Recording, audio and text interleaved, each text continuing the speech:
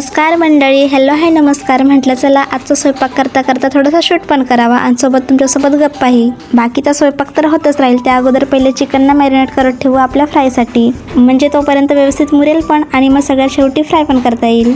त्यामुळे स्वच्छ धुतलेल्या चिकनमध्ये अद्रक, लसूण, हिरवी मिरची यांची पेस्ट घातले आणि सोबतच आपले घरचे सुके मसाले, हळद, मीठ, तिखट, गरम मसाला आणि हा बाजारातला ना 65 मसाला. आणि त्यानंतर एकदम थोडं थोडं करून गरजेनुसार थोडंसं कॉर्नफ्लॉवर आणि एकदम क्रिस्पी आणि कुरकुरीत होण्यासाठी याच्यामध्ये अजिबात पाणी नाही घालायचं. त्याऐवजी ना एक अंडा घालायचं आणि शक्य असल्यास ना तर थोडी एकदम किंचित मिरीपूड घातली ना तर मग आणखीनच छान, पण नाही घातली तरी पण काय हरकत नाही.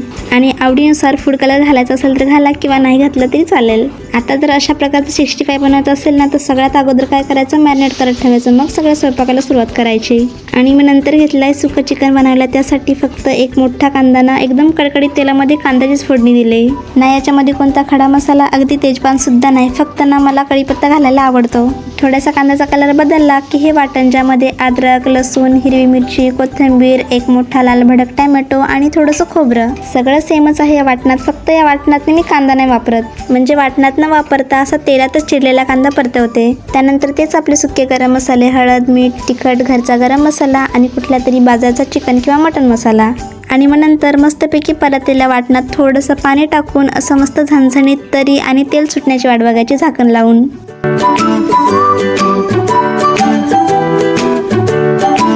आणि मी असल्या तरीदार आणि झणझणीत वाटणात चिकन काय कुठली पण साधी भाजी टाका, तरी पण हे वाटण त्या भाजीतली चव आपोआप जिवंत ठेवण्याचं काम करेल. आणि इथे तर चिकनच आहे, मग विचार करा चिकन किती झणझणीत झालं असेल, ते पण सुक्कं.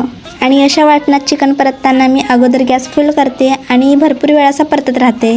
आणि मग अगदी थोडा वेळ परतल्यानंतर ना या भाजीला थोडासा वलसरपणा येतो आणि अजून आणखी पाणी सुटण्यासाठी थोडा वेळ झाकण ठेवते आणि गॅसचा फ्लो थोडासा कमी करते, थोडा म्हणजे जास्तच. आणि परत एकदा परतून झाकण ठेवण्या अगोदर ना थोड्या 2 मिरच्या तरी मोडून घालते, मला सवय आहे, म्हणजे टेस्ट छान येते.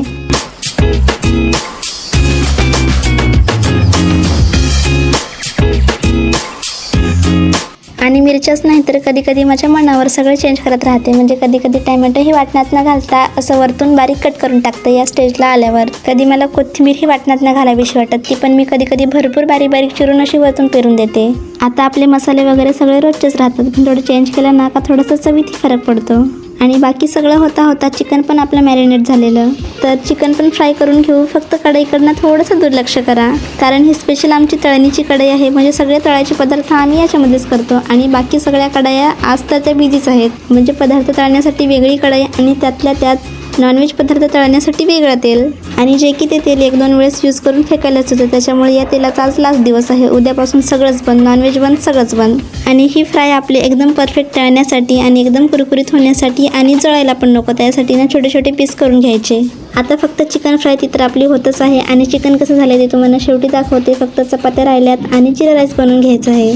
आणि त्या जिरा राईससाठी मी अगोदरच कुकरला भात लावून घेतलेला आहे, जसं आपण साध्या पद्धतीचं नेहमीचं बनवतो तसंच. आणि नंतर कढईत जिऱ्याची फोडणी द्यायची. कधी कधी नाही मी डायरेक्टली कुकरलाही फोडणी देते. कुकरचा पण जिरा राईस अगदी छानच लागतो, फक्त कुकरमध्ये ना नेहमीच असं सुटसुटीत भात होईल ना याची गॅरंटीच नसते. शिवाय जिऱ्याचं सगळं पाणी भाताला लागतं, त्याच्यामुळे भात पण आपला थोडासा काळपट दिसू लागतो. मग कधी टाईम नसला तर कुकरलाच द्यायचं लावून, पण कधी असं मस्त निवांत टाईम असला की मस्त वेगळी फोडणी द्यायची, अगदी छान होतो. फक्त इथे मी जिऱ्याच्या ऐवजी शहाजिरा वापरला आणि मस्त वरतून हिरवीगार कोथिंबीर. जिऱ्याचा इतका घमघमाट, इतका पांढरा शुभ्र आणि त्यात इतका सुटसुटीत.